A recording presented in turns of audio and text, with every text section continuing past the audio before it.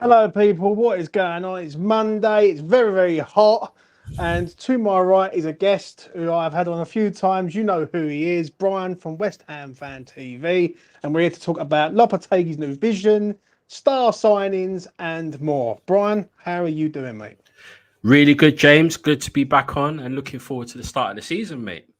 Oh, no, mate. It's been a bit of a mental one, isn't it? I'm not going to lie. Right. Let's get into this. Lopetegui. Happy, not happy? What you saying about Lopetegui, man? Yeah, I mean, at the beginning, I had my reservations, to be fair. I wasn't sure if he was quite the right fit for the direction I was hoping to go in. However, I think he's like grown on me. Like with anything, you give it a bit of time, you start to, warm to what could possibly be. And I think he's going to be a nice fit. I think give him a bit of time, he's going to start to implement his view, his vision, his philosophy. He's got that edge to him as well. He seems to be like a bit of a disciplinarian, but he's got that soft side, but he seems to be someone that don't mess around as well. So, and I kind of like that, to be fair. So I think he'll be good for us. It definitely a step in the right direction. Yeah, I think after last season, we all needed a fresh break, fresh start.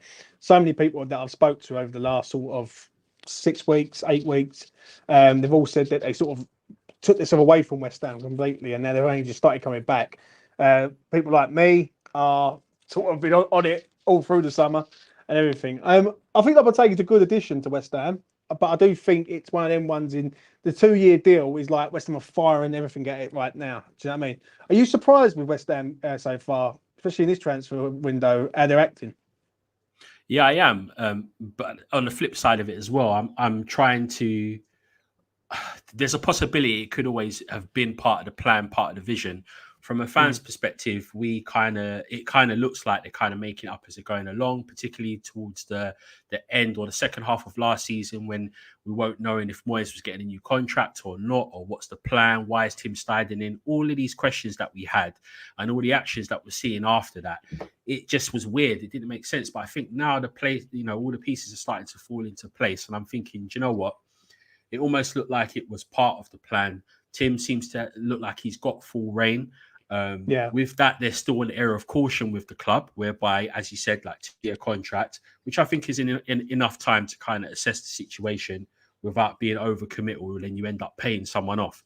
So I think it's the right amount of time. But I think, like with everyone, the way how the board, I guess, have backed the manager and Tim in place now, it's kind of caught us all off guard as well, I think they just kind of give them free reign to do the business that they have done.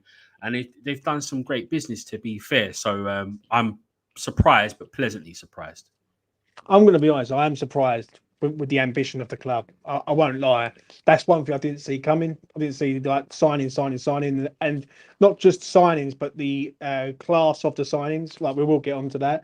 But for me, that's one thing where I can see that they are backing Lopetegui. Big pressure on Lopetegui now because he's getting exactly what he wants, and he's going to have to deliver. Do you know what I'm saying? Because I don't think there's nowhere else to turn now. Do you know what I'm saying? Because he's getting everything what he wants. What have you made of pre-season for you? So if you look at it on the face of results, performances, it hasn't been the best. I am one of those that don't really look at pre-season in that way. I think for me, it's about players getting minutes. It's about, in this case, with Lopetegui coming in, it's about the players understanding the plans that he's trying to implement, style of play, pattern of plays, that stuff. So hasn't been great. Last few games, maybe if you've seen each game as they've gone along, there's been a progression where it's slightly got better. I think with the Betware Cup is where we've probably seen 45 minutes of a decent performance that we could all say, you know what, if that's what it looks like going forward, then I'm happy with that. I think in addition to that, there's been certain players who perhaps needed minutes and maybe still need minutes that have been getting minutes. So I don't feel we've quite seen a true reflection of what the starting lineup's likely to be, but also B, a settled style and formation, because he has flipped between mainly two. You could argue and say three, but I think in terms of what I've learned, looking at the preseason games sort of after they've happened and looking at the stats and the data and stuff, he's looking at that 4-3-3 system, along with you can kind of call it a 3-5-2, maybe a fluid 3-5-2, and he seems to have bounced between those two systems. So it's likely that he's going to go with both of those systems depending on the team we face. Yeah, I'm going to be honest. I agree with you 100% in regard to pre-season.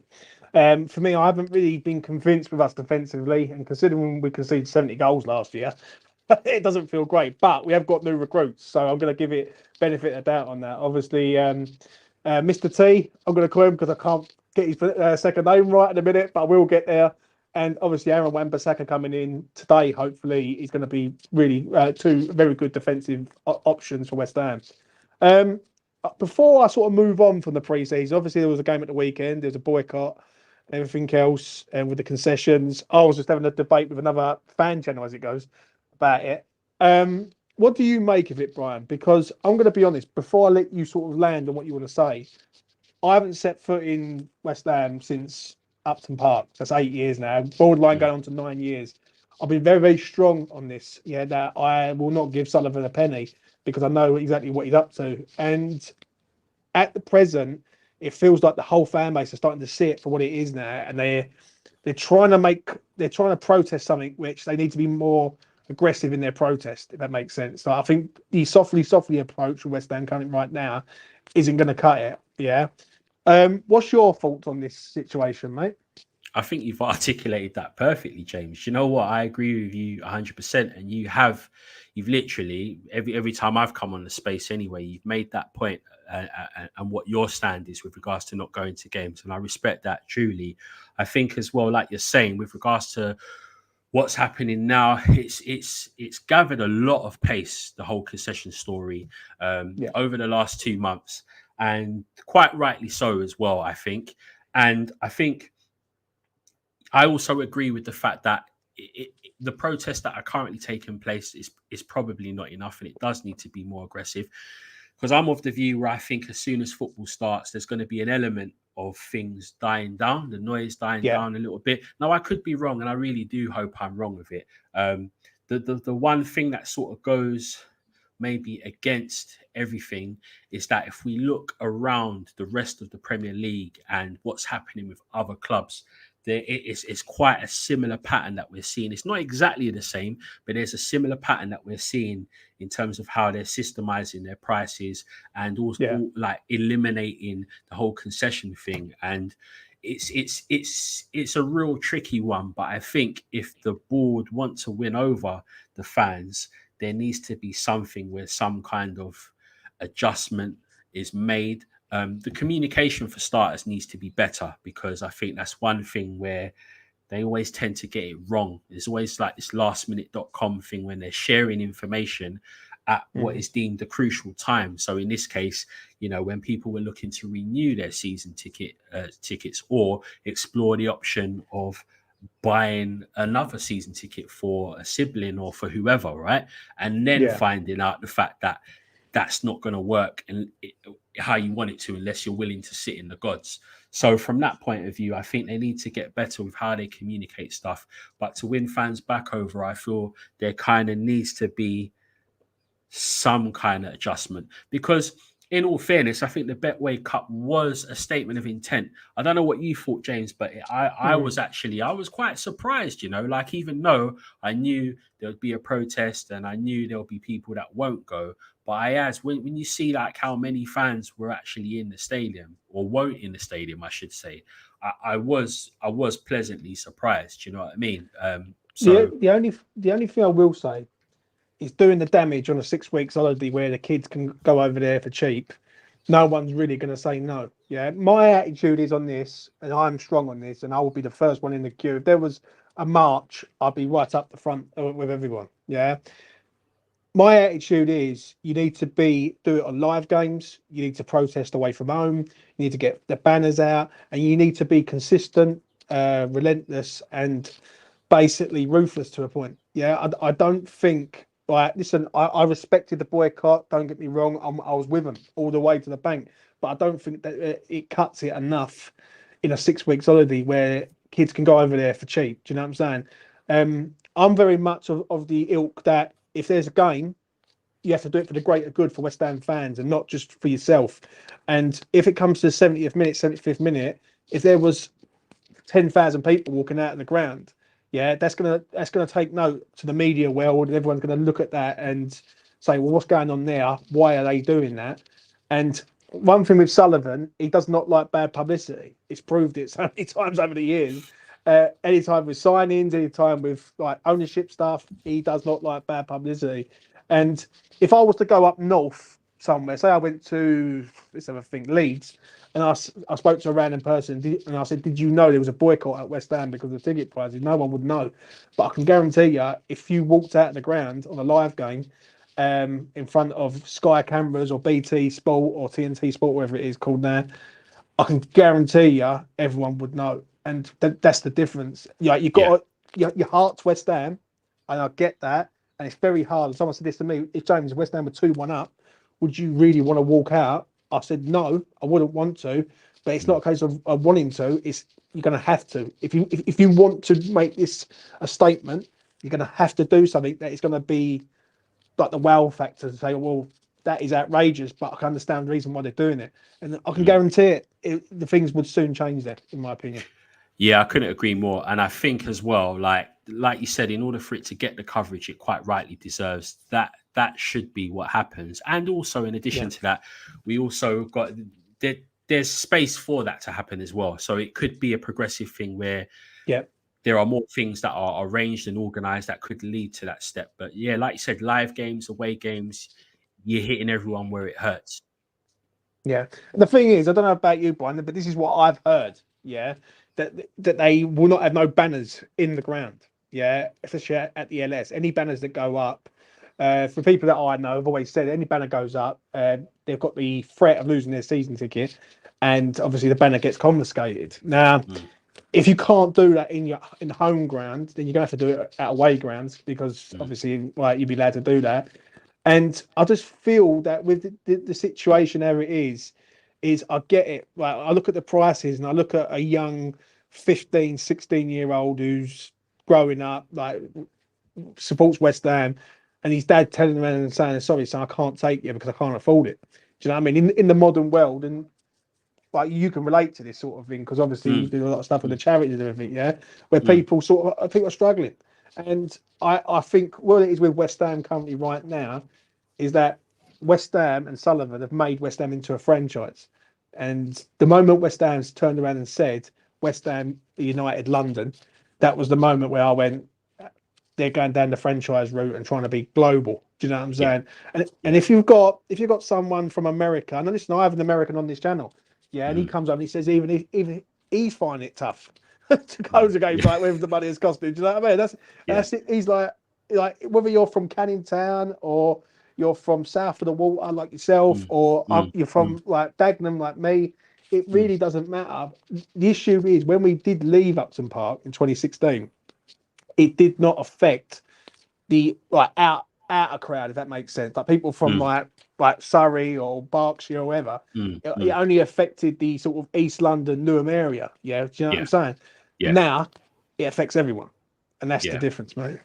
Yeah, no, I couldn't agree more. And I've had so many conversations with a lot of people, particularly from Newham as well, about this same point. And when you talk about ticket prices and stuff, there's so many stories I can tell you. I mean, even like Nicky Hawkins, when it came to sorting out something for his son with regards to, getting a ticket and stuff, it ended up being a situation where with these changes in place, it had an impact on him and many other people that I know too. So the gentleman I sit next to, loads of people. So I couldn't agree more. And the one thing I will say is I don't think with where things are right now, I don't think this is the last of it. I do think there will be a progression in terms of how far these protests and things escalate. I do feel it will gather pace, and I do feel it will get some media coverage imminently if there's not a reaction. I get it. I get what you're saying, but I feel it's just got to be a bit more intensified now. Yeah, I think you've got to, like, for instance, Crystal Palace away, second game yeah, of the season. There needs to yeah. be a banner out in the away end with like basically about the concessions. Like, do you know what I mean? It has to, like, you have to be. It has to be in the media spotlight consistently all the time. Because I'm going to be honest, like, in a friendly, I get it, but 6 weeks holiday, as I say, like, if someone's saying to their side, right, do you want to go over West Ham for 15 quid or 20 quid, you're going to go and do it if you want to go and see them players. But I do understand it, mate. I really do. How would you? How what would benefit everyone in that? Is it lowering, like, the OAPs? Is it lowering the child? Is it, how would you sort of perceive it to be? You know, It's got to be a compromise at both ends of the spectrum. So with the OAPs and with the child, but more importantly, if you're looking at anyone that's in that position now who is able to get a ticket for one of those, is where they're placing you. Now they're placing yeah, you right at the back of the stadium. So if yeah, you are a situation where maybe you're an OAP, or let's just say you need accessibility due to some form of disability, being able to, like, come in if you want to go to the toilet or get something at hard time, to do all that's going to be a bit of a nightmare, particularly if you need assistance going up and down, etc.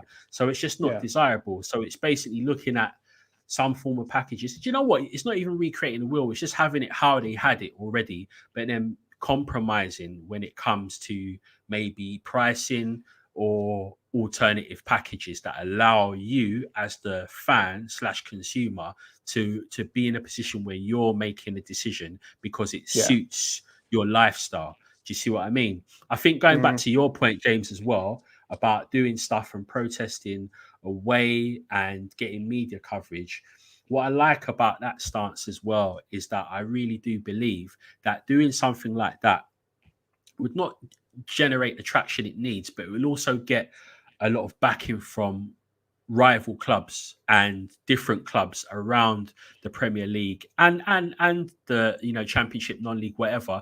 I feel because it's really relatable, basically, and everyone yeah. can relate to it because there are other teams that are going through a similar thing. But I feel there will be a united front, and you'll get your rival fans from whatever ground you are. They'll start clapping you. All of that would then start generating more eyes on it, etc. So I actually think it's a good idea, and it does need something like that, which, as you said, is aggressive. I agree, mate. I agree. That's one thing I'm passionate on. Because one day I would love to set foot back in West Ham. I really would. But I've been so strong on this, and I'll be honest with you, the first few years was hard. As a West Mm, Ham fan, it was hard, mate. Trust me. Even though we weren't that good, I'm not gonna lie. But mm, after coming out of Upton Park, we weren't that good. But it's West Ham. Like, do you know yeah. what I mean? It's the experience. It's your way of life to a point. And after a little while, that sort of seems to fade. Obviously, I'll always love the club, like, no matter what, whether I'm here, whether I'm in, like, Cuba or wherever I am. I'll always Mm, love West Ham United Football Club. Do you know what I'm saying? But I do feel for the younger generation on this one. I do feel like they're being priced out by an owner who has sort of explored something in the market, and he knows what he's doing, right? And even Brady knows what she's doing to a point, because every time she says something on Twitter or social media, she will not have the comments on for people to respond. Right, and she knows how to play the game, the girl. I'll give her that, but it doesn't mean to say it's right. I'm going to get to this comment before we move on, Brian. James, mm. wouldn't it be more effective if various West Ham channels joined up with other supporter channels to fight these concessions? It would be, mate. It would be. I'm going to be honest. There's a lot in any form of life. There's always people that don't get on with other people, whether it's channels, clubs, whatever. Yeah. But with me, I'm down for this one because I'm very strong on this one. Do you know what I mean? And I even had it before. Just to take that off, I even had it before from a certain individual in our fan base saying about me, saying, "Oh, you're not a real fan because you don't go." My heart will always be with West Ham, but Mm. on this one, I look at the owner and I look at Sullivan, and he's always played this game. He always has. And the only thing I will say, Brian, is I'm surprised that this hasn't come sooner. I really am. Like, that's one thing I will say. Like, it's took what, come up with the 9th year now since we left. I am surprised this wasn't happening early 2000, early 2020, but it was COVID. So I think if COVID is it, and then what's basically happened since COVID, there's been a lot of strategic planning and development to almost like as a result of COVID, we're basically gonna we're gonna supplement certain things and keep things low cost. We're gonna freeze ticket prices. We're gonna do this. We're gonna create another band. So there have been things progressively to kind of keep people at bay for a period of around 2 years or so.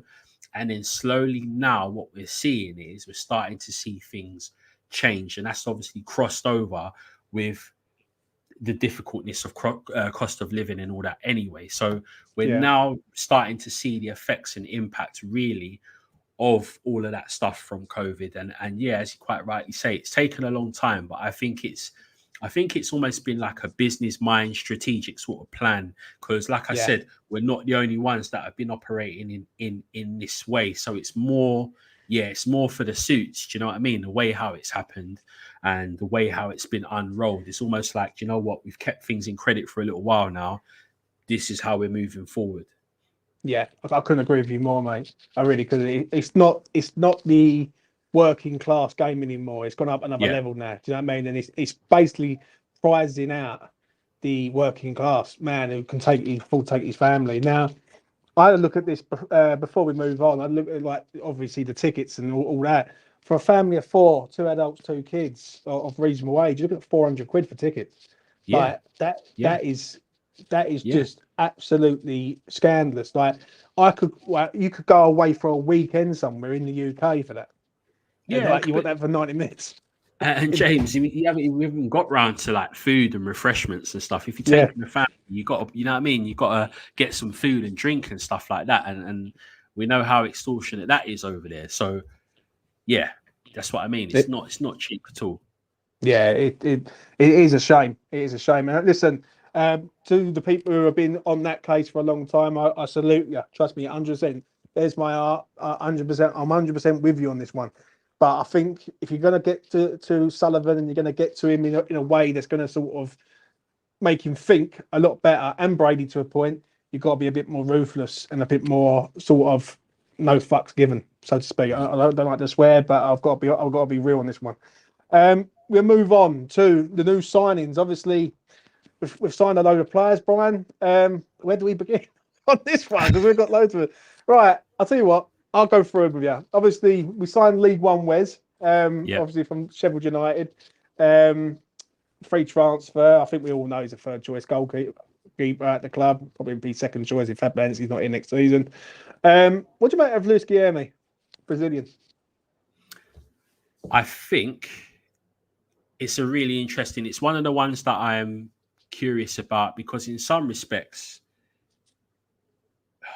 like how to word it. In some respects, it's basically a bit of a risk, but it's one of those ones where if it pays off, it'll be brilliant. It'll be genius. It'll be genius. It'll be, it's one of those ones. And I think, he's not going to be someone that is going to be starting, I don't feel, but I'm hoping he'll get his chances and opportunity. He'll get to cut his cloth in pretty much the reserve team. So I think if they see the quality, then he will get his opportunity. And then if he does get his opportunity and tears it up, it's going to be really good. It's going to be everyone is going to be looking at us really and saying, what a quality signing. I think as well, he is a signing that demonstrates like the good business we've done in the transfer window, because on the surface of it, it looks like 20, 25 million, whatever it is, right? But then when you really analyze the deal, really and truly, that figure is all based on what ifs. Do you know what I mean? It's based on things like, appearances and, international caps, like so many types of things where when you actually look at the money that's spent, it's not that much at all. So, I kind of hope it does go that way. Do you know what I mean? Because then it means we've picked up a raw gem. Yeah, I agree. I agree with you 100%, mate. I watched him play over Dagenham and Redbridge. I filmed it on Twitter for everyone to view because I thought I ain't having West Ham fans paying a £5 for a training game. I filmed it. So I watched him live, and I think there's a player there. Like I'll be honest with you. He's bulky. I think he's going to need time to adapt to the Premier League, but I can see the potential in there. I think there's a player there, definitely. Max Kilman. Now, this is a different one because for me, I'm not convinced yet. I'm not. I think he's a good player, but I'm in a West Ham shirt. I've not been convinced in pre-season with him. What are you saying about Max Kilman, Brian? This is a really, really good one, James. Right now, if we go back to the point where you were saying about, my thoughts on the ball and stuff, this is one where they backed their manager. Pretty much Locatelli's number one choice from a defensive point of view. Obviously worked with him in the past at Wolves, wanted him, went and got his man. Probably the one transfer we've done that's been overinflated for price. He is not 40 million at all. If I were to rate him, I think he's a good player. He's like your solid 7 out of 10 type player.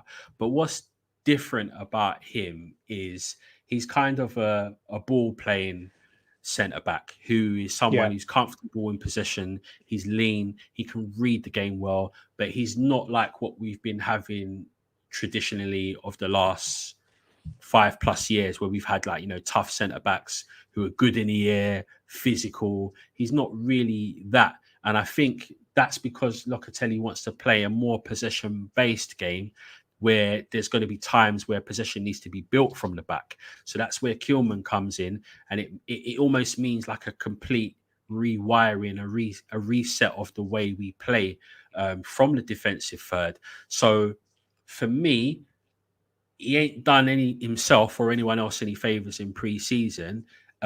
He's not like a great defender at all, but he is someone that's solid and will help and influence the way that we're looking to play going forward. So I think it's one we need to give it a little bit of time to sort of marinate, I think, with that one.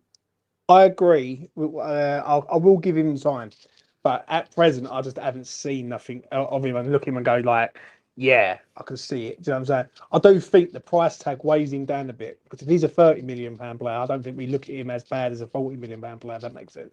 Like Completely. £40 million sounds a lot of money for Max Gilman, but if, like £30 million, it's a lot, but it doesn't hit in that way, so to speak. But I do think if he can get going with our other signing, Tobido, then I'm all for it. Right, we go next. Crescencio Somerville, which I'm going to be honest, I think is a brilliant signing. I'm not going to lie. Yeah, he is my pick of the bunch. He's my favourite signing. The reason he's my favourite signing is because he's an exciting player. He pretty much won everything last season in the Championship. And in addition to that, it's been an area we've been crying out for, someone to play wide left. Ben Rama had a purple patch there a few seasons back where, he did okay. But I feel that's always been an area that we haven't quite got right for the attacking third. And we're sort of filling in people there. I think having Somerville is great. It's one of those ones where he's exciting because he's young. He's got an end product and he's got the ability not just to beat a man, but also to go for goal and score. It might be one that I feel might start cooking a little bit later on down the line. But even with that, I'm excited for that. Because I think he is kind of like what we're looking for in terms of age and promise. That's the kind of direction. He's like a natural player, though, isn't he, for that position? Yeah. Like at last, we've got players who are actually going into the position that actually play instead of having like Paqueta out there or Kudus over there. Or, do you know what I'm saying? Exactly. I agree with you 100%. On Somerville, I thought that was an absolute golden signing by West Ham. He's young. He's played in the Premier League before. He's tore up the Championship. I think there's a player definitely 100% in there who can sort of go on to springboard to the next level. One thing with West Ham, I will say, is in the Championship, we know what we're looking at. Like in regard to players, we know who to cherry pick. The only issue I will say with him is that I'm surprised no one else went in for him who was like a sort of an established club. But I couldn't care less. We've got him, and I think he's a brilliant signing. I think it's 25 million, goes up to 34 million with add-ons and international clauses and things like that. So yeah, I really do. I agree with you 100% on him. Let's go to Rodriguez. Betis last year, Barcelona bound, and ends up at West Ham. Right? How's that one Fantastic. out? Nah, absolutely fantastic. And this is where, again, you've got to sort of look back at Tim Stighton, scouting team, all these people that are probably looking at players that are going to be available, running out of contracts, free transfer, all that kind of stuff. So it's really, really clever signing. Again, it's one for here and now. And because of his age and stuff, he's gonna fill a role in. It's going to be really interesting to see if he is someone that becomes an automatic starter or if he plays that deputy role to Alvarez. Now, depending on who you talk to, some people say, no, him and Alvarez are going to be in a double pivot or part of a three and all that stuff. But I'm of the view that actually he might just be an understudy. Alvarez is currently injured at the moment, so I believe he will start in that anchor role. And I feel, and I'm hoping that his performances will make him undroppable when it comes to Alvarez becoming fit again. And then it just provides another selection headache for Lopetegui going forward. But a good player, like the thing is, like it's not one that his own countrymen or whatever would blow smoke and say he's fantastic. He's actually someone that will do a job. Do you know what I mean? Keeps it clean, keeps it neat and tidy. He's comfortable on the ball, which is we don't really have that sometimes. It's a bit like a hot potato sometimes in our midfield sometimes. So someone that will keep the ball ticking over, can play it short, play it long, reads the game well, and to be honest, that's about it. Real steady Eddie, but I think it's just what we need right now. Yeah, I agree, 100%. I didn't know nothing about this geezer. I'm not going to lie, and I even said it on here. Nothing about him. I watched him the other day against Celta Vigo, and he looks tidy. It looks like he knows. He does the basics very, very well, and he makes space very, very well. He looks a decent player. And now we picked him up for a free transfer. And considering we were looking at other midfielders in that position to pick him up, is a good signing. I don't know how he fits. I think in some games, I think it might even be him and Alvarez together. If you're going a bit more defensive against a big six side away from home, I'm all for that. Do you know what I'm saying? But it's one thing I will say with West Ham, which I'm absolutely over the moon with, is we've finally got options at last. We've got players, we've got a bench that we can rely on to a point, other than bringing people along and shoehorning them into a position where they've never played or whatever in their life. Do you know what I'm saying? Nicholas Fulkrug, what are you saying about him? Because we chased Durant for the whole summer. We changed tack. We go for Fulkrug. What are you saying about Fulkrug, mate? Do you know what? When I think about it, James, I actually think it's a clever signing. It's one of those ones where it's funny because this is kind of like a last year or a David Moyes type sort of player, in my opinion. But the reason why I think Fulkrug is a clever signing is because, he is basically a player for here and now. So yes, we know his age, but he's someone that can basically slot in, lead the line, allow our more pacey and attacking wingers to run in behind, but can also be deadly in the box if he's finishing and also aerially. The other reason why I like it is because it allows us to be more tactical in the transfer window going forward. So maybe in the summer or even come January, if we're in a position to invest in another striker that is more fit the brief, let's just say Durant, for example, that particular deal is not necessarily dead. I feel there could be some legs in it, but nothing ain't going to happen until we play Villa. That's definitely for certain.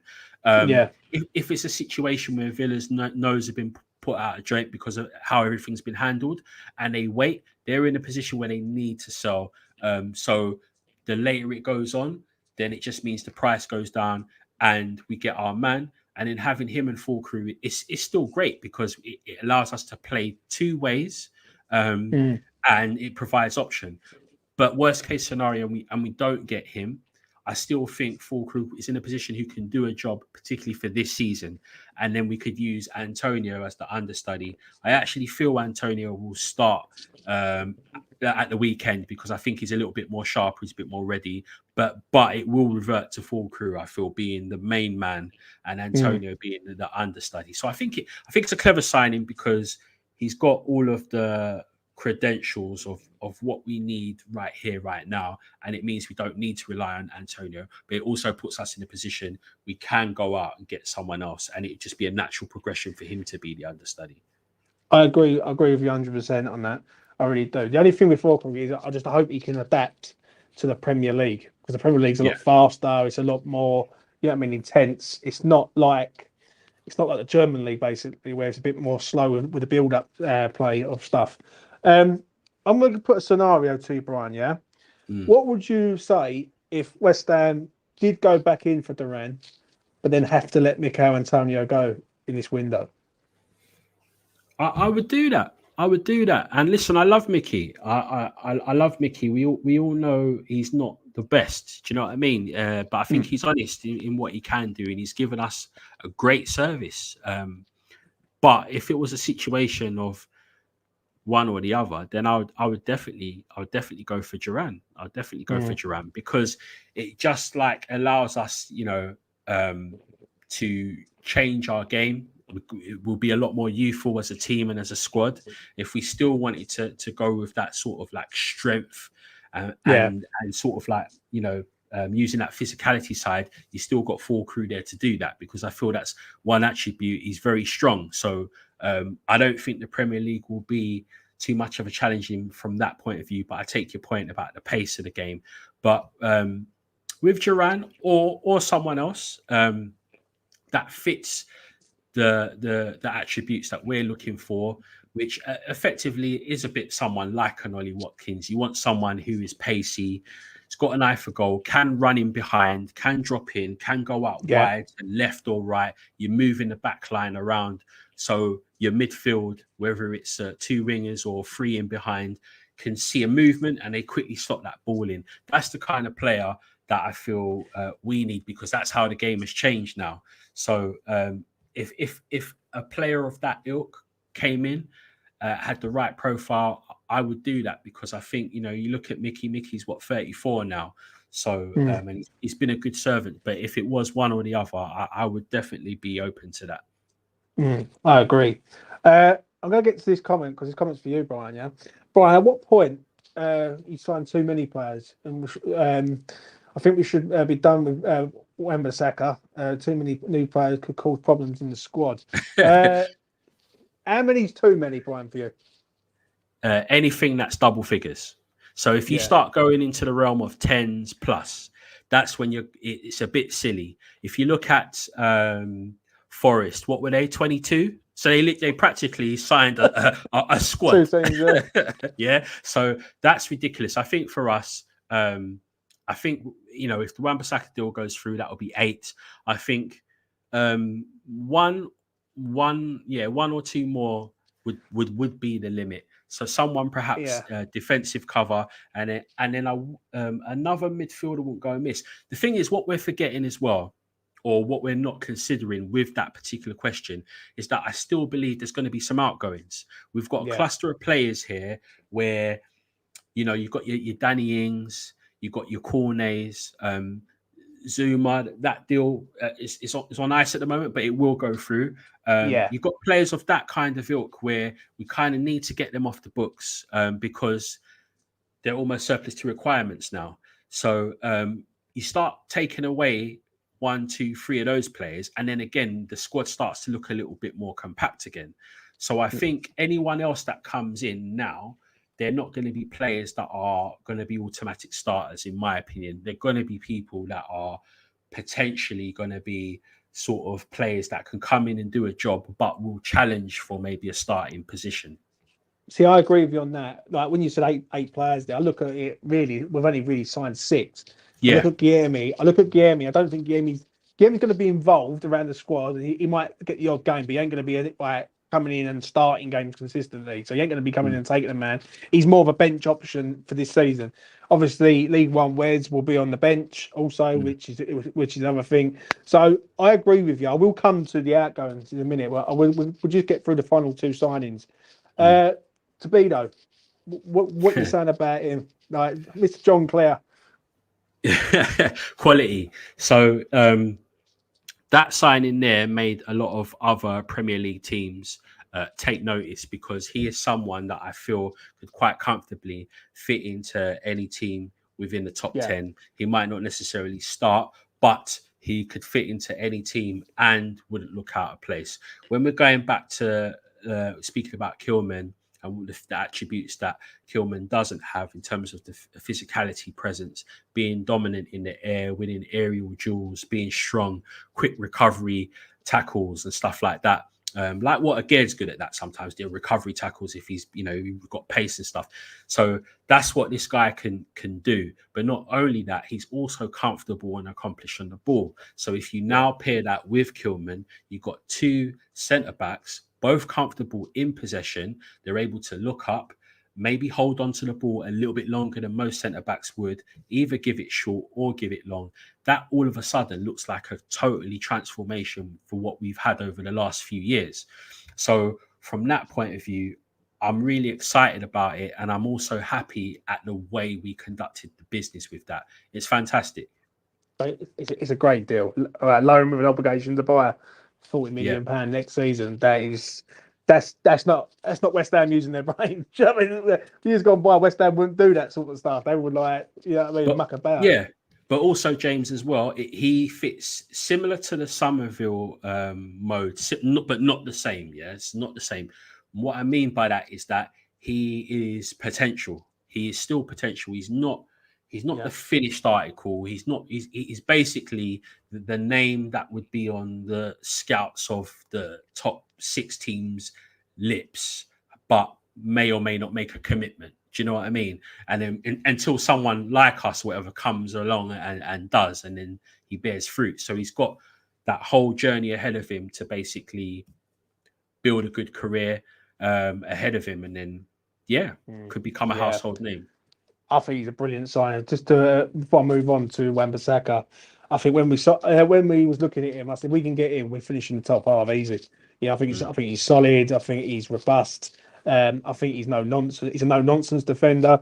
He reads the game very, very well, and he's never really rash. Like a lot of our defenders are quite rash in tackles and things like that. I don't really see this geezer being rash. I mean, I see him being pretty calm in and around our box. One person that I do think is an absolute gem of a signing once it gets cleared is Wan-Bissaka. For £15 million for a right back who's Premier League proven, played in the Premier League for Manchester United. He's one of the best one-on-one defenders on the planet. What you said about Wan-Bissaka, mate? Because I think that's a great sign. I really hope there's still a side to me that, it's a little bit anxious about the deal falling through, but I'm pretty sure everything, by the time this comes out, hopefully we start seeing the promo videos, etc. So here's the thing with my view of Wan-Bissaka. I really like Wan-Bissaka as a player. I think, as you said, from a defensive standpoint, he is first class.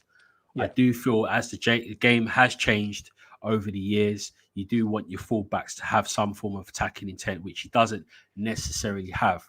However, on the flip side, with playing under the way that Lopetegui is likely to play, with it being maybe a 4-3-3, there is going to be a lot of opportunities for teams to hit us down the flanks. So if we're getting caught short, you kind of want your fullbacks to have that solidity around them. And Wan-Bissaka fits that mold really, really well. So I think he would actually be, if we get it over the line, he would actually arguably be our most important signing. I still hope we keep Sufar, because there are certain games where maybe if things are stalemate with 75 minutes on the clock and we're not doing enough overloads and we're not swinging balls into the box for full crew, then a system change or bringing in Sufar could provide that option. So I do think Wan-Bissaka would be a really, really, really important signing, and one that's good for all parties involved, because he's a good level-headed guy. Do you know what I mean? You get no trouble from him.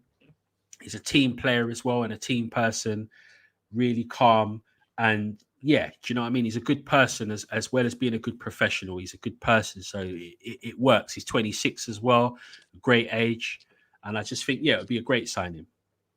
I'm going to be honest. I think he's an excellent signing. I really do. I look at him and I think when you look at Manchester United, you've got to look at it how toxic it can be at that club if they're not doing well. Yeah, and it makes other players look bad. And sometimes players need a fresh out of Old Trafford. We see it with Jesse Lingard. Do you know what I mean? When Lingard come to us, he was like a breath of fresh air. I'm going to put you on the spot now before we move to outgoings, but I want you to give me your best signing so far this window. So my best signing will be Somerville for the reasons I gave before. What's controversial with this is that I don't necessarily think he's going to start or be a starter. In fact, I think he's going to create a bit of a selection headache because I don't feel it's possible for Lopetegui to fit all of our, maybe let's just say, attacking players in. And if he does, because you can fit them all in if you play some of them out of position.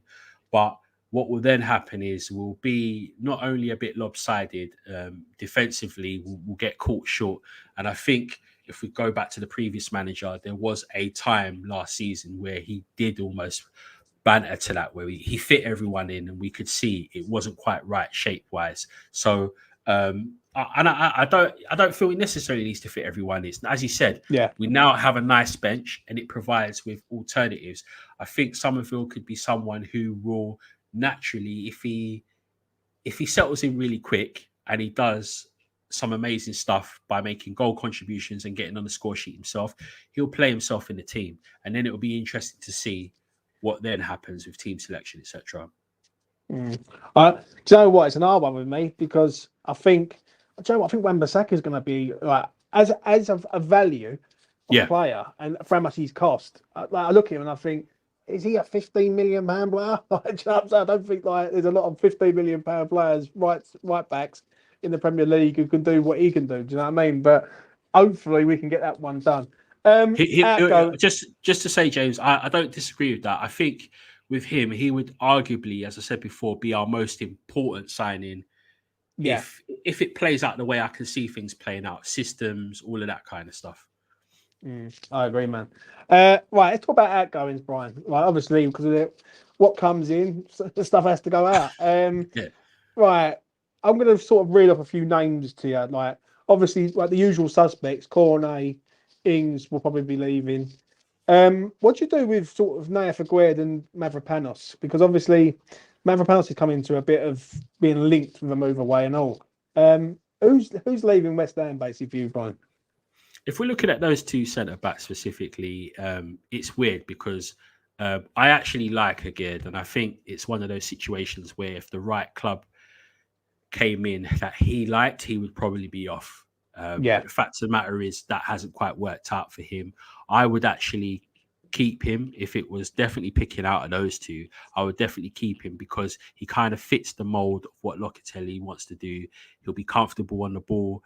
It allows us to provide that option of playing three at the back with three centre backs that can play in their natural position in terms of left foot or right foot, or someone right footed but sweeping. So for him, he offers more.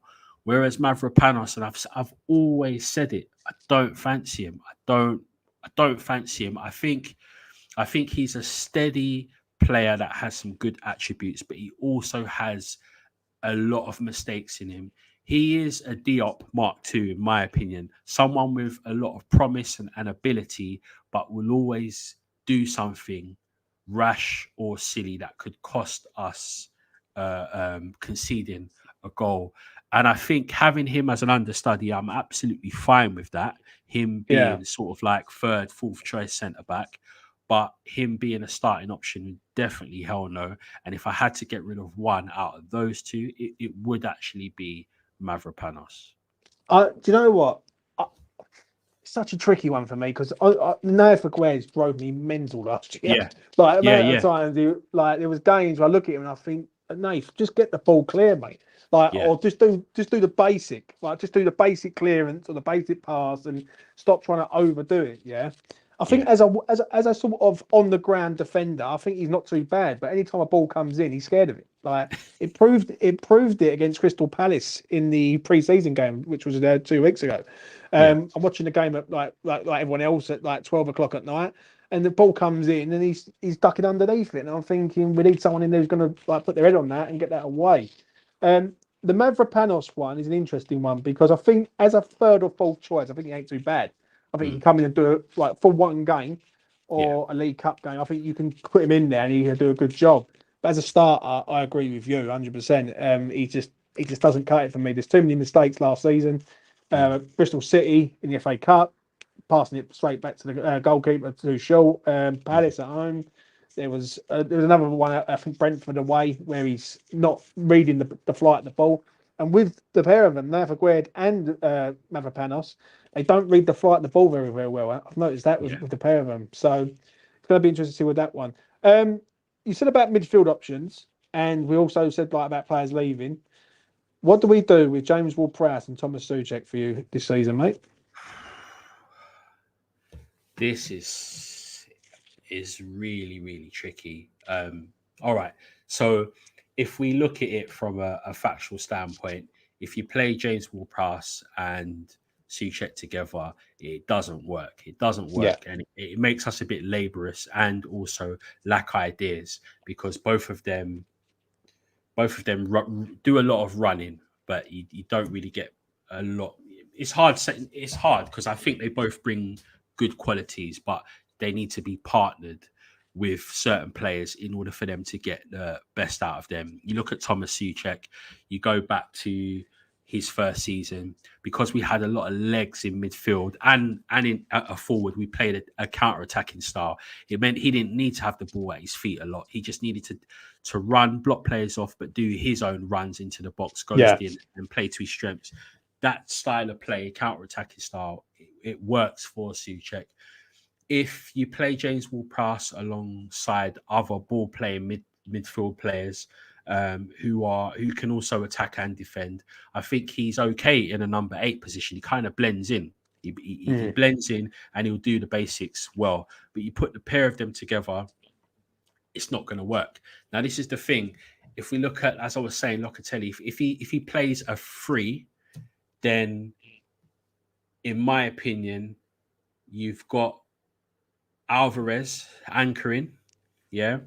You might not like this, but Paqueta's going to take one of those 8 spots, and it will be on the left-hand side. That would leave that would leave the right-hand side spot, right? Now, with that right-hand side spot, there's several options. Again, you've got your Součeks, you've got your Ward-Prowse. You can even bring Rodriguez in, and then it allows for formations to change in game. So this is where it's difficult. It depends who he fancies, and it's really hard to actually think like Locatelli, because if you see what he's done in the friendly games, particularly the last game against Celta Vigo, he gave Souček 90 minutes. He gave him a good run out. Now, that could have been just to have a real good look at him, to be like, can you do what I want you to do? Or that could be, you know what, this is your final. You got to do something great here, otherwise you're out. I really don't know. I really don't know. Who would you? Because I get what you're saying about Paqueta in the 8, like sort of in a 4-3-3. I'm not buying it myself, because I look at him. I just don't buy it at all. Because I look at him in a sort of system. Yeah, is he going to be disciplined enough to do that role and not go wandering about? Like, do you know what I'm saying? Because he's that good. I want him to be a bit further forward, if anything. But I do understand it. I see this argument on both sides of the fence. Sometimes I look at it, I think West Ham need to be a bit more secure in midfield, and now it looks like a free role. But then you're going to have to drop one of the big hitters. Like, I mean, you don't drop Kudus, you don't drop Bowen. Like, you can't drop Paqueta. So, like, who are you going to drop, sort of thing? So I get that argument. But if you had a choice between letting one of the Ward-Prowse or Souček go, who'd you let go for you, mate?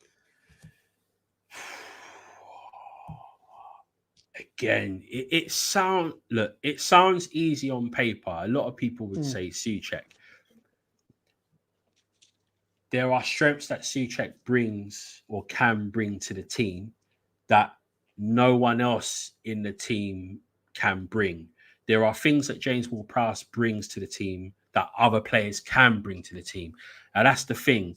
If you play a certain way in a certain system that bypasses all the things that Souček can't do, i.e. passing, just don't pass Souček, then actually you could manifest something that is decent. If it was me picking a team, I probably wouldn't play Souček.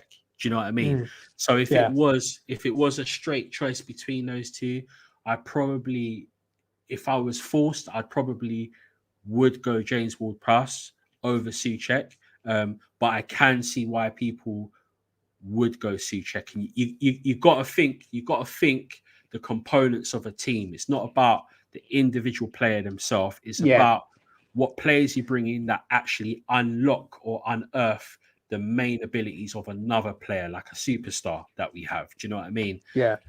Just jumping back to the Paqueta thing as well, James. I think I hear what you're saying, but I actually think he would be a lot more effective playing in an eight. At Lyon, he played in that same position on the left of a three, and Yeah. I think because that role comes with responsibility, naturally, I think, especially at Lopetegui, is he would be a lot more disciplined because we know he's got legs. We know he works hard and he's got to tackle. So I think it will aid with our creative build-up as well. And if you look at the goal and the contribution he made at the weekend, Yeah. he started in that position, didn't he? And then he kind of I think wandered into that 10 spot. I think what it is where I haven't seen him in that position. Yeah. That's the thing. I need to see him in that position and see how he gets on in a disciplined role, because he's going to have to be disciplined in that role. Especially if West Ham are being having to defend, he's going to have to get back and defend basically. Like, and Yeah. I'm not like questioning his work rate. Don't get me wrong, but I do look at him sometimes. And I think we can't have you going missing, especially in central midfield, because we just get bulldozed straight through the middle of us. Do you know what I'm saying? Yeah. I agree. Someone just said in the chat there about Andy Irving. Like, he comes in pre-season, right? The forgotten man. The forgotten man. Yeah, literally, like no one really mentions him. I witnessed his goal at Dagenham Redbridge live, and it was a very well taken finish. But what do you do with him? Because he's never been given a chance at West Ham. Do you let him go out on loan? Do you sell him? What do we do with Andy Irving, mate? You let him go out on loan. You give him the opportunity to shine. I'm sure he's being watched in training and everything. He's got a good run out pre-season, just like Earthy and Potts have as well. So I think if they feel he's good enough, he'll get his chance. Hopefully, he gets a few substitution appearances. But I think you do let him go out on loan. He has sort of come back under the radar, and it's only because we've done business with him last year. A lot of people are saying, how come he hasn't had any media comms or official announcements? And basically, it's because we bought him. We already bought him. He's just come back. So if anyone's waiting for that, he's not going to get that, basically. But hopefully he gets his opportunity. He's starting to become a bit of a cult hero because of how things have sort of happened with him coming back to the team and stuff. So I think you loan him out, let him get some games under his belt, let him do some damage in like lower leagues and come back firing, ready to go. Yeah. I think it's a tricky one for me. I think if an offer comes in of like 15 million for him, I think it's very hard to say no to it. Do you know what I mean? I'll take that all day long. Obviously, we've got a lot of youngsters in our ranks that are looking at loans probably. Freddie Potts, and I think Earthy's been mentioned about a loan, but they're not too sure on that one. And obviously Lewis Orford. The youth, obviously, it gets mentioned quite a lot at West Ham because they say about playing the youth. Now they're not saying about it as much. What do you do with the youth players? Because for me, Freddie Potts is an interesting one. I need Freddie Potts to go out on loan to a championship side to know where he's at. Yeah, obviously, Callum Marshall's just gone to Huddersfield, which I think is a good loan. Patrick Kelly's gone to Doncaster, which I think is a good loan. What are you saying about the youth players before we move on to the final section of this stream? Yeah, it's really interesting because there's a side to me that actually feels Lopetegui's going to give some of these guys a chance, particularly the three you mentioned there. He has got experience and background of working with youth and young players, so he knows how to bring players through. I think he knows the history of what the club's all about and the whole previous legacy of academy and wanting to blood players through. And I think he's interested in trying to get that back up and running. And he has given those guys a real good run out. I think all three of them are basically good ball players, comfortable on the ball, and they will fit in. So I actually feel that, I don't know why, I've got a feeling that they'll get a chance, but they'll be like bench players. but I think they will get a chance. And I think if none of them do between say like now and say like November or towards the end of the year, then that's where you might see some of them sort of getting farmed out. But I actually feel that would be quite a shame, actually, if those three in particular do. I think we need to be blood in pots and earthy and stuff like that, because they you know, they've shown in pre-season as well that they're comfortable with the senior team, you know. I don't know. I think what it is with me, Brian, is that are they going to benefit by sitting on the bench and only playing a handful of minutes, so to speak, or are they going to benefit by going out on loan, like to a club, like a championship side, and really boosting their profile up? Like, I think with Alford, he ain't going to play. Like if you got Alvarez, you got Rodriguez, you got Suchet and Ward-Prowse there, and if we bring another midfielder in, he just ain't going to get a look in. So I think he needs to go out on loan. I think Freddie Potts, as I say, needs a loan to the championship side for me. I just think I see him at League One with Wickham. I think, fair enough. Now, I think the next step is a championship side, like a Pompey, a Borough, a Preston, somewhere where I can look at him and go, right, is he going to flourish in that sort of top 10, top 12 of the championship? Do you know what I mean? And then I look at Earthy.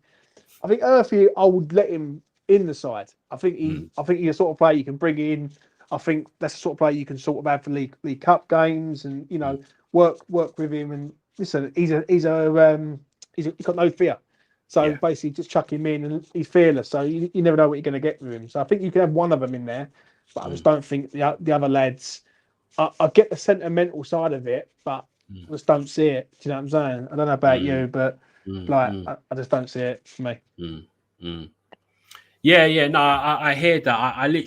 I would keep them, no, man. I'd give them a run out, but I think you give a fair point and a fair argument around in terms of personal development. It will just end up being a situation where if they do flourish and the first team do well without them, then they're just going to get sold, and then there's none of that production line just doesn't come to fruition, and that would be my only fear. That's kind of why I would kind of just give them the odd game here and there, and kind of like I think you make a fair point with that, to be fair. Right, final topic of conversation. What is your expectations for West Ham this season, Brian? Because now the goalposts have firmly changed. People were saying to me they settled for a mid-table. Me personally, I've turned around and said West Ham top 10 for the summer. I said I think West Ham are a top 10 side and should be going to the top 10 like easily this year, right? Obviously, the signings now changed the expectation, because now people are looking at it and thinking we should be at least trying to compete for Europe. What is your expectations of West Ham in 2024-25 season, mate?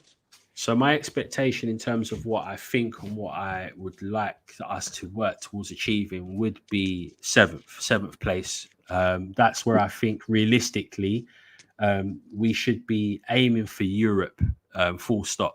I think that's the marker that the managers come in on. That's the speech Tim Steidten is giving to all of the new players coming in. We want to work back to getting into Europe again, where we won something. So I think that's the thing. My reservation is I really do think it's going to take us a little while to actually gel as a team, and more importantly, play to the philosophy that the manager wants us to play. If you look back at last season, you look back at Bournemouth, look how long it took for them to get it right in terms of the system the manager wanted to play. They were like losing games like no one's business, and were in the bottom three for quite a lot of it, but then finished really strong in the second half and then went on a big winning streak. I think I wouldn't be surprised if there will be some similarity with us there, where we might not necessarily be sort of like tearing it up, but the patterns of play will look good, but we might not be getting the results to match. But I think once everyone clicks into place, we'll start to bear fruits. And I think realistically, like you're saying, definitely finishing in the top half of the table, but I'm going for a 7th place finish. Do you think the West Ham fan base, Brian, will be patient in regards to this? Like, because what you just said, I understand it. I do look at it that it's either going to go one of two ways. We're either going to kick into gear straight away and we're going to be pretty good, or it's going to take time. But will there be patience in the fan base in regard to that, though? In a word, no. And we've seen with our club how things can sway left and right really quickly as well. And I think because of the euphoria that's happened with the signings we've brought in, it has, as you said, it's raised expectations. People are looking forward to the season. There are some people that even kind of considering Champions League, bizarrely. Do you know what I mean? But with that, if we were to get off to a start that was not perfect and it was the other end of that, and we're getting, we're losing games, whether they're close or we're getting a beating, whatever, things will I believe there'll be a section that will sort of like not be happy. Yeah. But at the same time, football's a funny game, man. Things turn really quickly. If you look at it from, whether you're looking at it from a results side of things or you're looking at it from a board and director side of things, where we're saying, when are we going to sign players and team side and when you're going to pull your finger out, things change really quickly. So I think it's a situation where we do need to allow for patience, particularly in this transition, because we are talking about six on-field players coming into a team. We're talking about a new style of play. We're talking about a whole team getting used to all of that and everything in between. So it is going to take a bit of time, do you know what I mean, to bed in. And I think that's where I'm a bit more realistic in terms of my expectations. But I think if it all clicks in place together, we're in a position that we're not only definitely being top half, I feel we'll be able to kind of challenge for Europe at that sort of early, that Conference League sort of stage. We'll be flirting with that and maybe a little bit of Europa, but sort of finishing at 7th, maybe 8th, that kind of position. And I'll take that.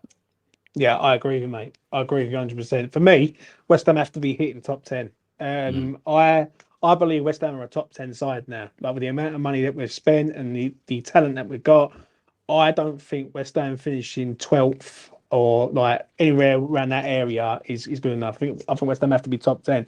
There is obviously scenarios where if West Ham finish 12th and won a League Cup, I think every West Ham fan would accept that and take that with good grace.